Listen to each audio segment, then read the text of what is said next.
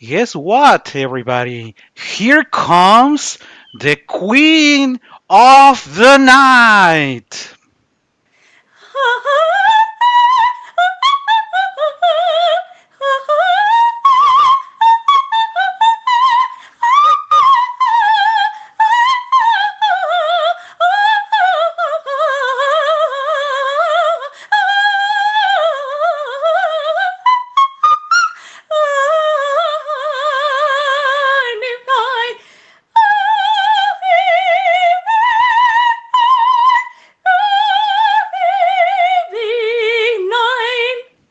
And our Queen of the Night is recovering. Last week she had a minor disease, so she's still recovering, but still in recovery. She manages to sing the very much loved, and I know that everybody in the program was expecting the okay, great coloratura arias. Thank you very much. Yeah, yeah, well done. But when is the Queen of the Night coming? The Queen of the Night is I don't. I'm sure that is one of the top three coloratura roles preferred by singers and by by the public. Maybe the first.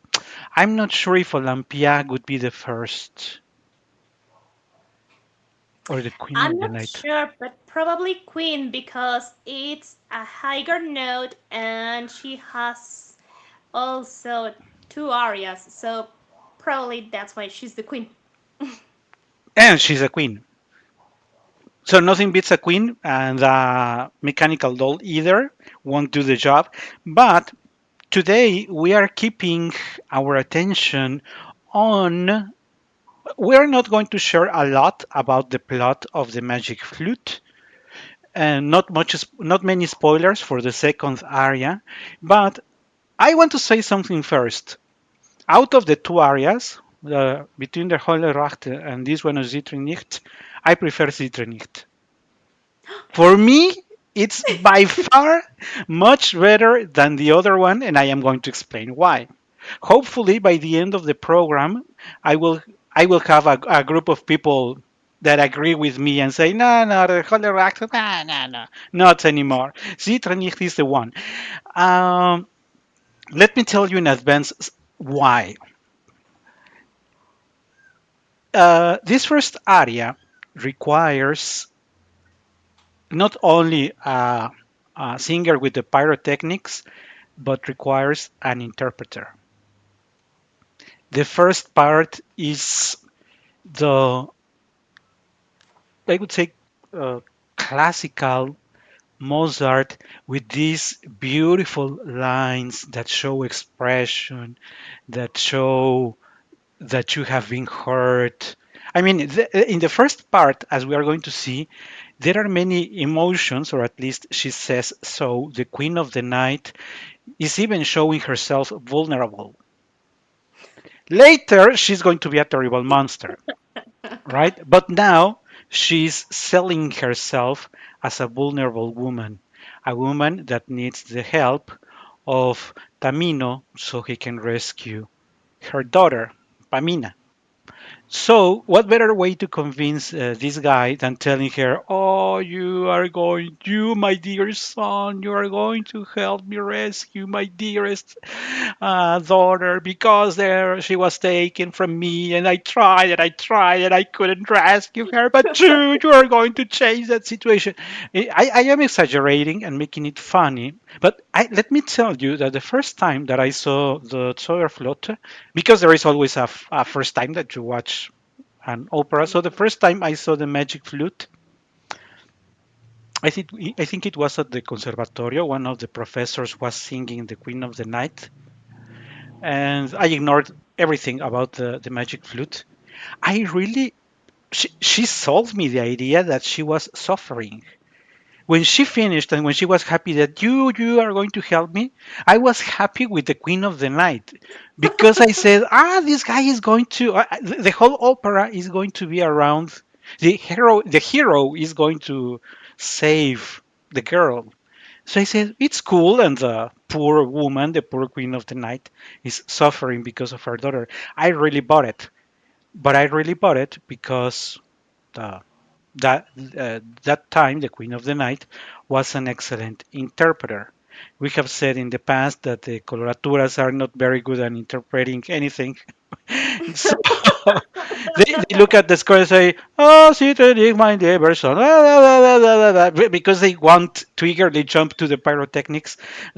And it is important because unless the Queen of the Night manages to convey that message of vulnerability, emotion, of course, we now know that she's cheating Tamino. We know now. But assuming that nobody knows, you are selling how much you are suffering, and you are going to be on her side. By the end of this scene, you are on the side of the Queen of the Night. You don't know that she's manipulating, and etc., etc., etc. So the purpose of the Queen of the Night now in the first act is to convince everybody that she's the good woman who needs help. And how are you going to do it? Of course, with the beautiful music of Maestro Mozart. Because these, as many other compositions of Mozart that we have explained so many times, that are so perfect, show you the evolution from the first part. And we are going to see it as we advance in the score. We are going to see how things change in a way suddenly, but Mozart is very intelligent on how he transitions from that suffering to justify what Katia just sang, this psychedelic emotion of high notes and jumping around. I don't know, about around 100 notes were sung. I don't know. I haven't counted them. But but it has to be believable.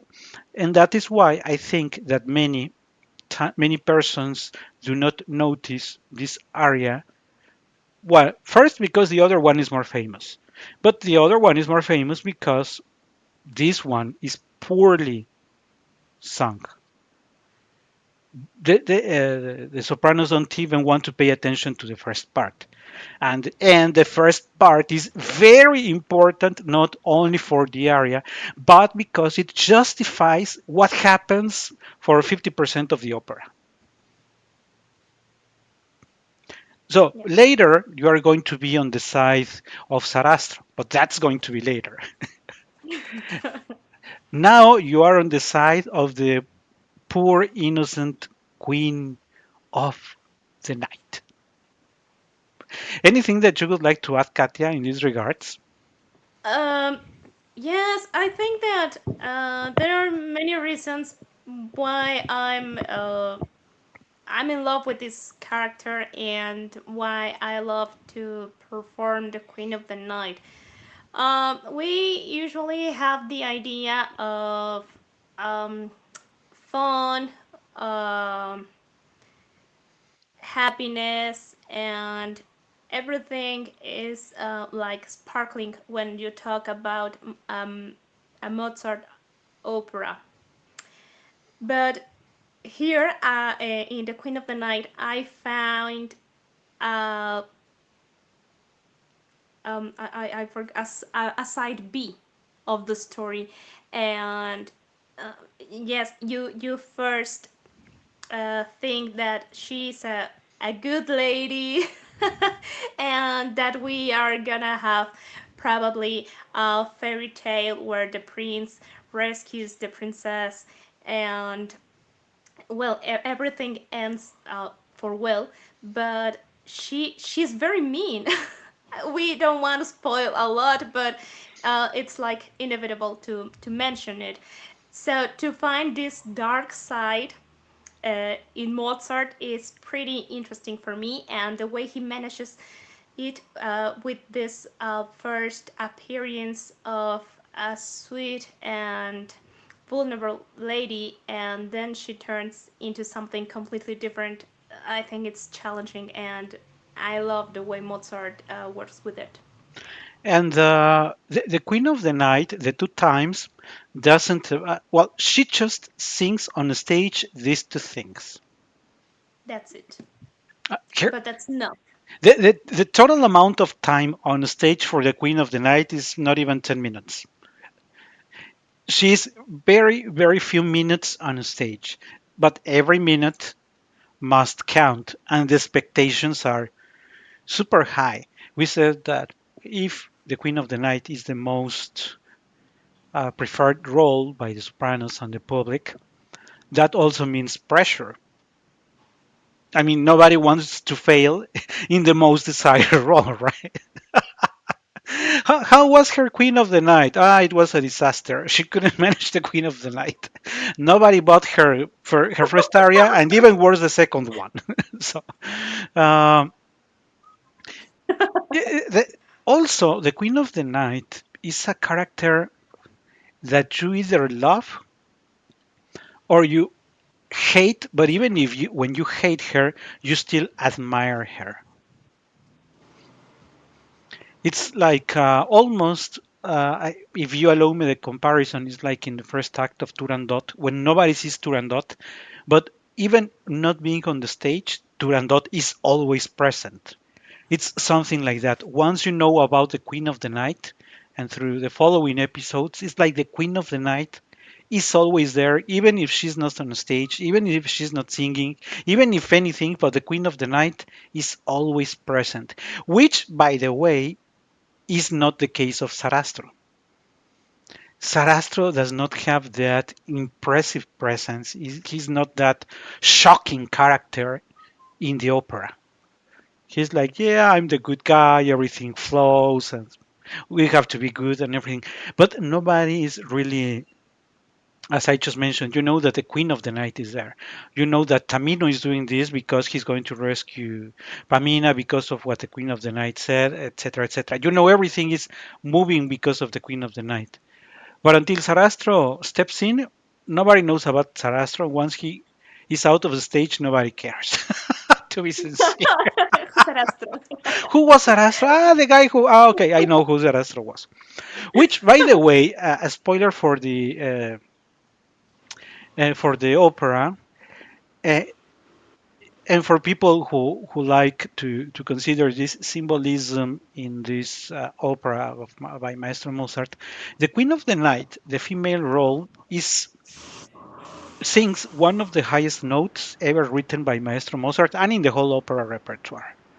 And on the other side, you have Sarastro, which has one of the lowest notes in their opera repertoire as well. So you have both of the lowest and the highest in the same opera, the male for the lowest and the highest for the soprano. In that very opposite, that clear was the idea of Mozart of how he wanted things to flow. But well, why don't we start taking a look. And we are going to see, let me put it on the screen. Hmm. Oh, share. There it goes. I think you can see it, right? Yeah, that's right. So we have this weird score. In one hand, because Katia didn't send me her version, but on the other hand, because I have always had these Mozart operas that are in a different key. It is not G as it is usually the case. So some of you might find it weird that we have a different key. We have a C key in here. Uh, as I was telling Katia, I don't know how it happens, but all I know is that these are the scores that I have. And since I am not the queen of the night on stage, of course, I don't need to worry about the score on the G key. So, um, the first part, as I was sharing, we are about to ask Katia. This first part where she says, "Oh, my dear son, you the one who is going to help me." It's in a mood charged of controlled emotion. This is not Butterfly. This is not a super drama. This is not a Verdian drama. This is Maestro Mozart showing the emotions of the Queen of the Night. And as it is always the case with Maestro Mozart, it is a delicate, elegant, nice way of writing.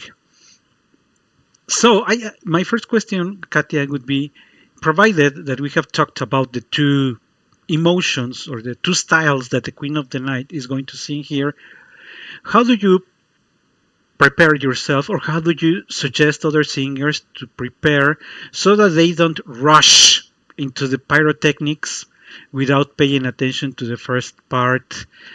Because when you are, of course, for an outsider, it is easy because you say, well, you sing emotionally the first part, pyrotechnics the second. What is the problem?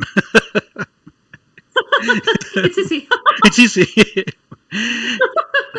But since you are in the character, as I was saying, if you're not believable in convincing in your emotions, nobody is going to believe the Queen of the Night. And if you don't believe the Queen of the Night, then there is no magic flute. What are your thoughts on this? Well, even if we check the score, not mentioned the first part as recitativo, and definitely it's not. But I think that we can mentalize uh, like like a recitativo because you are introducing yourself and you have to sell the idea that you are needing that help. So you can't give everything boldly at this point. Oh, Zittre nicht, my lieber Sohn. Almost spoken. That's my suggest.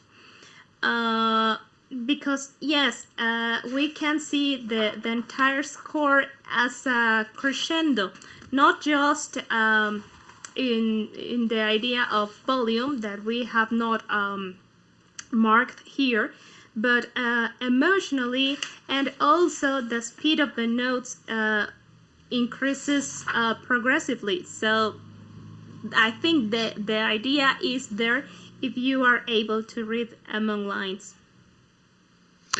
Yeah, I think you mentioned something very important. You have to prepare and to conceive because, yes, Maestro Mozart actually doesn't give you a hint that, hey, prepare, we are moving faster. He's expecting the singer to be able to read and to feel how things are evolving. Because the first nine phrases of the O Zittre nicht mein lieber Sohn, uh, it's like authoritative, but also sort of generous. Not sure how to describe it because she's approaching to this guy, telling him, "Ah, and you are." We know he's not her son. Still calls her son, uh, because we know that she wants something from him, right? But she's still that authority that has a place in her heart to address the words for him. Because the rest know that she's the Queen of the Night, one must be cautious, and that the Queen of the Night would not waste her time with any miserable mortal. So that she's approaching Tamino to address these words, it's already important. And that's my uh, that's one of the things that I always ask myself when I am reading a score and it says, you go for this expression, it has grandioso. And you say, okay, so how do I sound grandioso? Yeah, right. Okay, thank you very much for the guidance. So this following series is grandioso, good. Because grandioso may mean different things for many people. And you have That's to, right. but going back to that one, even if the Queen of the Night is addressing to this mere mortal that is Tamino, she's still an authority. It's not a peasant asking you borrow me money. It's from my role of authority, I'm asking you, my son, to do this and this. It's more like an instruction. If you pay attention, it's more like you are going to do this and this and this because I am suffering, and you make sure that you do this and this and this. It is never a question. There is not a question mark anywhere because the Queen of the Night is authoritative. But Maestro Mozart is very subtle. It does not tell you anywhere. It does not have a note commanding Tamino, instructing Camino. It's never. But the singer needs to be very smart to know, I am instructing this poor little guy. I am manipulating him. He doesn't know, but I am being instructional. How the instructions happen? I am the authority and you are at a lower level. And also you can see in the way she speaks to him that she remains in the role of power. She's passing the instruction. She's being kind, she's being soft, she's giving reasons, but she's passing the instruction. Ah, would you mind? Would you care? Come on, No, help me. Never, never. it's not that. It's not like, would you help me? It's help me. Guess what? You're helping me. I Yeah. decided that you miserable mortal, sorry, my dear son, that you're going to. So it's psychologically interesting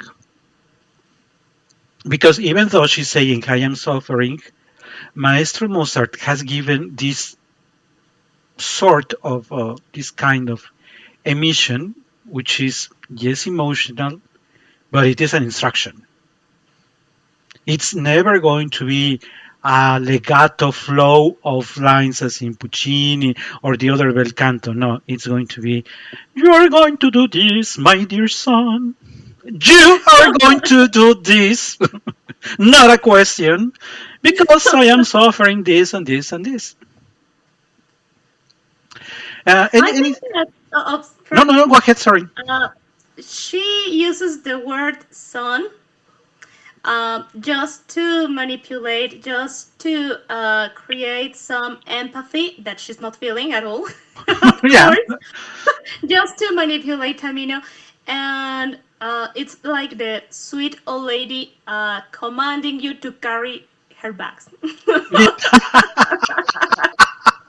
yeah, yeah. Your description was perfect, because when she starts sharing the rest of, my dear daughter was Kidnapped. kidnapped, is I am sharing this with you only because you need to know it. Maybe because you're going to do this job for me, but it's not that I'm really opening my heart for you. Because she doesn't have one. Because it's, remember that's the spoiler for the next episode. But so far she's selling herself as. But if you look attentively at the words and the music construction, there is this emotion of sadness. But you can read between the lines that everything is fake, and that is very smart. And that is why many sopranos get lost in the middle of how am I going. It's of course easier to just be authoritative, as in the Holle Rachter. It's because you start the Holle Rachter, and that's you go all that all the way till the end, right? But this you have to start softly.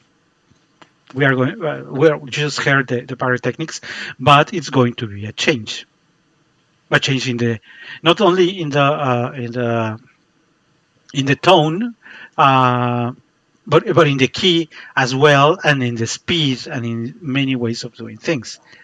But the Queen of the Night already has her plan. She's not improvising, so none of the words that she's saying, none is real, and none is improvised. Everything's calculated. Everything is part of her plan. Absolutely. We don't know it because we are suffering now with her. Is there any part of the singing of this first part that you would like to share with the people?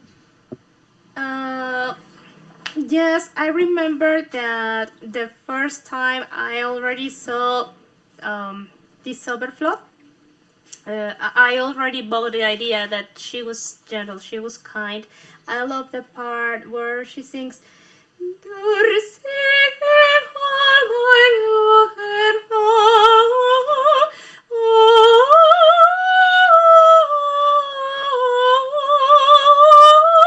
I felt that part so sweet, so kind, and I was like, oh my god, per queen.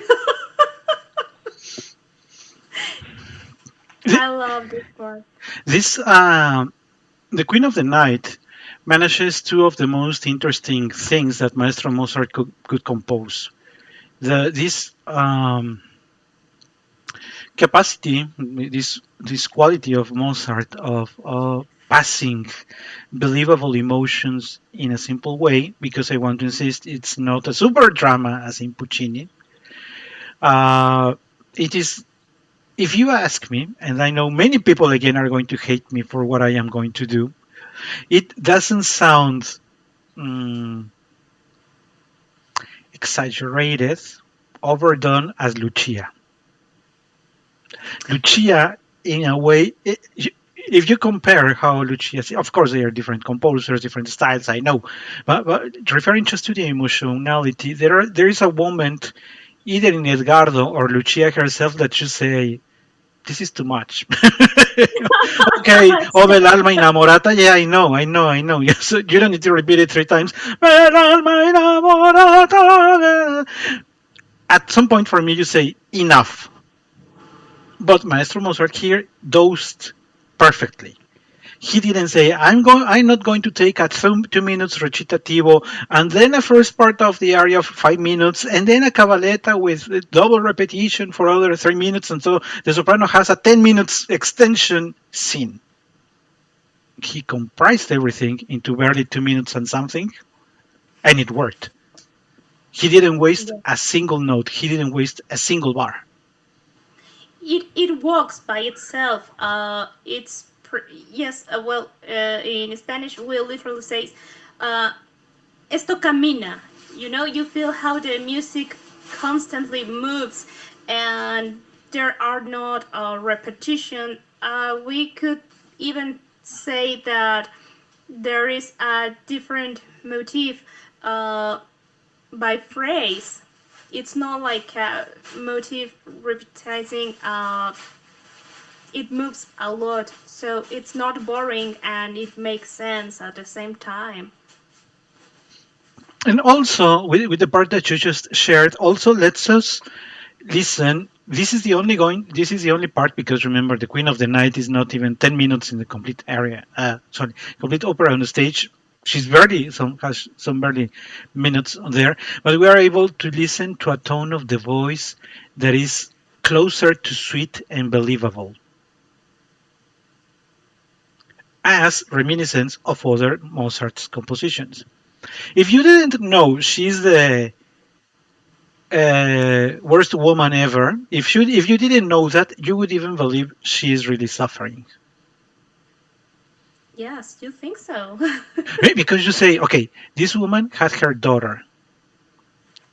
It was kidnapped, and he couldn't do anything to rescue her. Yeah, if you picture that in the mind of a woman, of course the woman is suffering, and you say, I need to help her. And that's how this first part uh, happens. And then we notice, because you may ask yourself, so how come that you come from this final phrase? And if you look at the score that let me put on the screen again, because otherwise you won't be able to see it. And I think today I'm not able to point it on the screen as in other times. You have a very beautiful change here that now suddenly moves to something that says Allegro moderato. Yes. Things are changing, but are changing sort of. I'm not sure if say naturally. You say, I am suffering, please, da da da da da da da. Da. But with the change of orchestration comes hope. But you, you are going to, and there comes, and if this is a transition. You come from this emotional, manipulative part, beautiful writing of Maestro Mozart. This short transition just before the pyrotechnics that flows, that is exactly what puts together the two very different parts in the transition. You need to find a reason of why everything is changing, and that change is hope. Not everything is lost. There is an opportunity to rescue my daughter. You are that opportunity. If you see, this is like sort of the guy that you find on the street, the the salesman that you find on the street, and that is convincing you that you think you look fat. Don't worry, use my clothes. You won't look fat. This hope that the situation is going to change is what happens now with the do, because again, as it is the case in this particular opera, Mozart is very insists a lot of this. He writes to repeat words or complete phrases in groups of three. So look at how he repeats do three times again, and the final one has a longer duration than the other ones. To remark, it is not do do do exactly like telling you for the third time, guy, because I'm telling you, remember that she's not asking. So I'm telling you, guy, that you are going to help me here. How do you suggest, Katia, that people, that sopranos go for this change of mood? Because it is easy for me because I am not the queen of the night. But there are several queens of the night that may be listening to us, or people who love the queen of the night and that have never changed. That this emotion, transition, and later pyrotechnics is easy, but not easy. It is.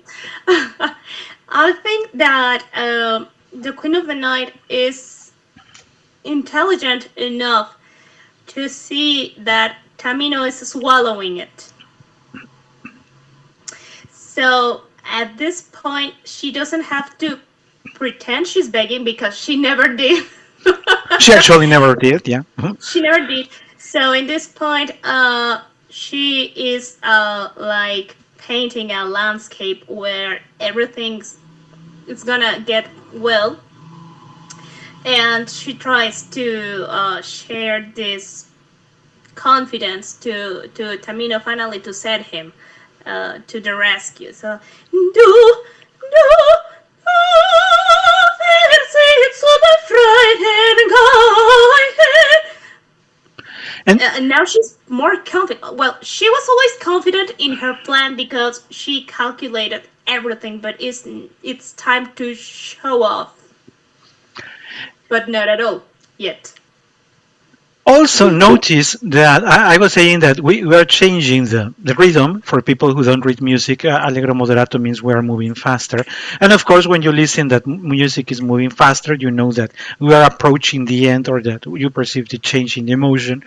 But since we are still in the transition, we haven't reached the full pyrotechnics, but she adds this small ornament, which, if you ask me, because mm, when you're already in the part of the pyrotechnics, you know how the voice, you already prepared it to float and to move in the area where this is going to be. When you're singing more lyrical, as in the first part, you know how you need to have to your voice. But in this transition part that is not pyrotechnics yet, and it's not lyrical like in before, the voice can be tricky and sounds a little heavy for this change in the speed, and the ornaments may even sound opaque. Or if you're willing to go for the pyrotechnics, it's going to be the other case. It's going to sound too light. So this transitions part is tricky and difficult for different reasons than the pyrotechnics, but just because it is stuck in between. You are It's not there yet, and you are not where you were. it's right in the middle where honestly it is uncomfortable for me. I don't know if for every cool actor, but it's I mean I hate deep sounds. But this It's not the most comfortable part of the voice for me. I feel comfortable from an F too high. So Yeah, this is way too probably, low. yeah, for me it's in an uncomfortable middle part. I start to feel better where we have the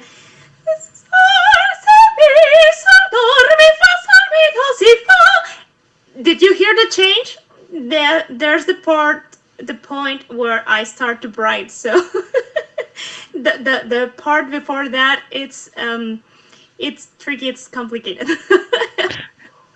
It is. It certainly is complicated because uh, you still have to still sound authoritative, but we know that basically no soprano who can sing the Queen of the Night is going to have a robust, deep sound. That is basically not possible. So, if you think of the voice of Nathalie Dessay, there is no way Nathalie Dessay is going to sound like Dimitrova in here. It's not going to happen because but Maestro Mozart say, I'm going to make the life of the queen a little difficult. She can manage the height. Let's give her a couple of notes in the low, see how she manages. But it's nice that it happened here because it's also like like putting a brake in the car because you're about to speed up, but before you speed up, dun, dun, dun, dun, dun, dun, before you go for that, that is, by the way, a very beautiful line of singing. I was saying that you are still not in the super pyrotechnics, but Maestro Mozart is preparing you.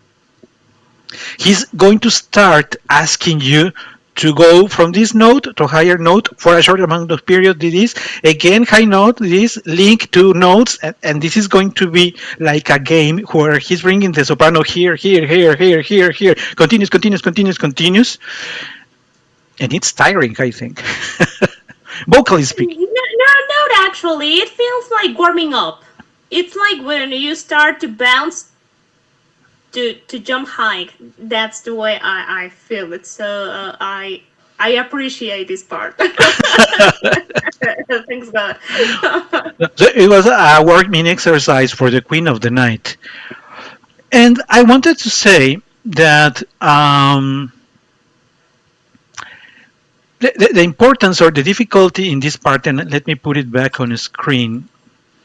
Remember that we are not in the full pyrotechnics yet. And even if we are not in the full pyrotechnics, you still have to do to play with some high notes and make parts like this one sound very nice.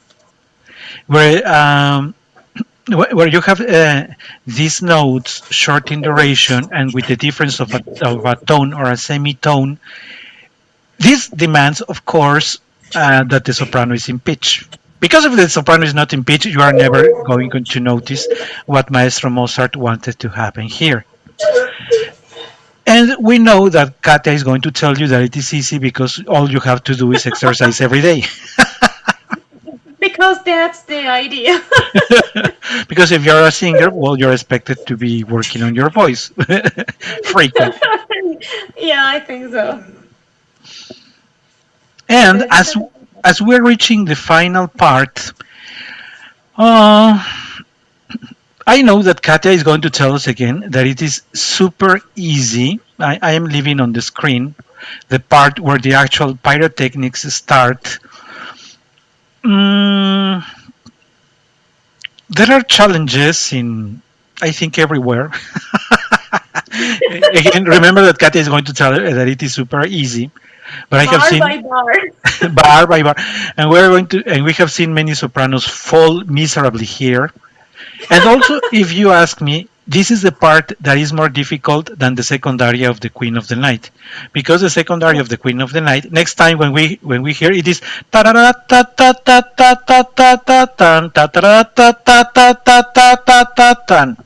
if you see, in a way, it is very monotonous. And in here, you have anything but monotony. Maestro Mozart is taking you, hey, we're in a roller coaster. Yeah, we ascend a little. Hey, next one. Ooh, small balls. Hey, go high, high. Then, like this like a riding away. Pa, pa, pa. And then again, climbing. So, this is way more difficult than just repeating your set of staccato note ta ta ta ta ta ta ta ta ta ta, because that you can even make it sound fast because once you have your diaphragm and your pitching control, it's easy to change the speed of that part in the Queen of the Night. But these ones that we are looking at now, you are not. You remember, Katia, that we were sharing one soprano that wanted to sing it faster and did a whole mess out of the notes. You don't know if she's ascending, descending on what she's doing because everything was like like a cake that didn't work. Well, that's from my perspective, but please share with us your perspective. Well, yes, I have to agree that. Oh, well, no, I'm not sure I will agree because in the second aria, uh, to to have the perfect pitch in the same note for different times, you are under the risk to do something like, uh, and I have heard several versions where there are like 3 or 4 different Fs. F's that sound like like E sharp, like F Yeah, flat, many. what the hell was that? So it's complicated too. If you are not well trained and you don't practice it slow, yes, it's also difficult. But when there are so many notes per second and there are also by grade, yes, it's tricky and there is the risk of making this in Spanish, and in my class we say an embarradero, where you can't listen the difference between a note and another. And I think that's not the point of this part because otherwise we could find here probably a white bar where Mozart says sing whatever you want and it's not.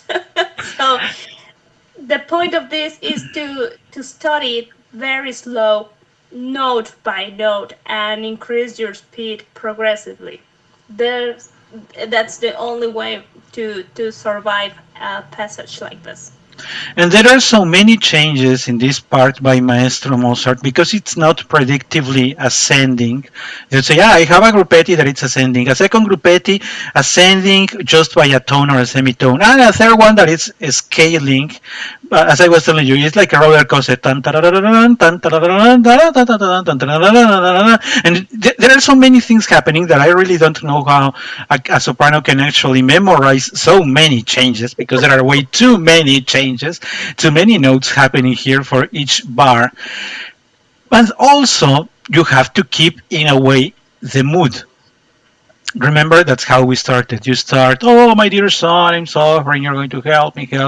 Comes hope, but you are going to help me. And at the now that she explodes with ornaments, because at the end, no matter if I don't think the last syllable was done. The last yeah, no, he's just going to say, oh, my dear son, I think we fought of the win. Um, but nobody really cares about the final phrase except for me Yeah. that I do. But also I wanted to say that besides being more difficult than the other area because of so many changes, so many notes that you need to have a perfect pitch, you need to have a perfect management of your breath. Because if you fall run out of breath in the middle of a gruppetti, it's a disaster. It's not going. Even yourself and the orchestra or the pianist is going to get lost because these are the sort of things that everybody needs to be very precise. Yes, the pianist or Yes. the orchestra is going to be listening to you, but you know how you have to advance every bar. Pa, pa, pa, pa. If you take less time, fall because of of lack of breath or anything, it's going to be very difficult for the both parties to fall in time again. Yes, and the speed of the notes will not allow you to catch again where did you left the phrase. No, there's no way. That will be a disaster. Maestro says, you're going to God sing help it. you. You're going to sing it perfectly because there is no other way to sing this Queens of the Night aria. Everything That's if you mess up with the pitch, disaster. You mess up with with the ear, disaster. You mess up with emotion, disaster. Because I also wanted to mention that people are very impressed by the Queen of the Night because of what we mentioned. It's one of the highest notes ever written for the soprano voice of this famous F6 sharp. But this one is also very, very high. It may not have that sharp, but still is in the stratosphere area of the voices, unreachable for maybe 90% of the sopranos. it only has one F, but what is previous of that F, it's a torture if you are not well trained, if you are not doing this wisely. It comes after all the ornaments and it's sort of the resolution. And that's a resolution. I also wanted to say that also Maestro Mozart, remember that again, we're coming from this calm, lyrical part, then things start starting up, do. And now with the final ornaments, from my perspective, Maestro Mozart is telling us that these ornaments are showing the true nature of the Queen of the Night. She's so happy for what she's going to achieve that Ha she's, ha ha ha ha, yeah, it's like sort of this. haha. Because these ornaments, I have thought it many times, in a way, are a sort of laughing. He's ha ha ha ha. Ha. It's like somebody laughing ha ha ha. Yeah. She's laughing that, hey, I'm going to do it by means of you miserable guy. And you think, oh, she's super happy. No, she's showing everybody the true evil that she is, masked by the emotion of I am happy to have my daughter back. But if you look at how hysterical these notes sound, the sound of and the height of these notes is hysterical. It's not happiness. It's not, Juliet in Je veux vivre. Je veux vivre. It is this sort of cynical laughter. It's not like mess sounding like a little bell. No, it's the Queen of She's the Night. going crazy. Yeah, it's like opening the door to how mad she is. Yes. But again, Maestro Mozart does it in an extraordinary way. Yes. The way this aria nails these three parts is what makes me, again, insist, believe that this is by far a much better composition than the later Holleract. This one Yes. is perfect In in the every second sense. area, she is cynical. She's herself, but here is trying to mask her real face. But at the end, where we have these large notes,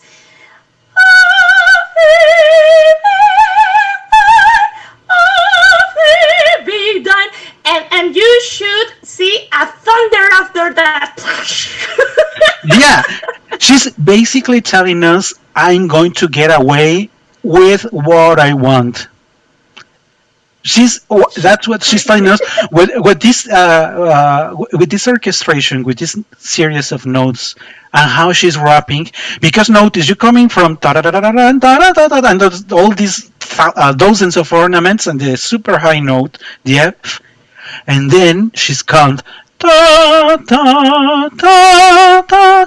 She's taking her time to enjoy her revenge, and that, Yes, my she's friends, is perfect. pure evil. Yes, She's great. she's going back to, now that I have painted myself as good, now that I have told you, oh, I am happy, and that I unmasked myself as this hysterical evil woman, I'm going to have my revenge.